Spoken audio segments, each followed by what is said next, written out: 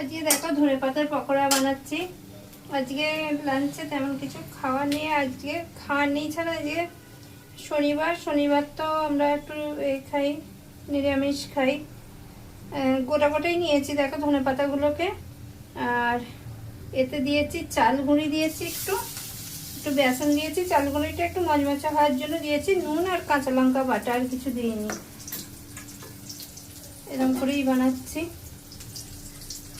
তোমরা কেমন করে বানাও? এরকম করে গোটা গোটা দিয়ে বানাও না মানে এটা কেটে বানাও একটু জানিও। আমি কেটেই বানাই, আজকে ইচ্ছা করলে বেশ একটু এরকম গোটা গোটা বানাতে।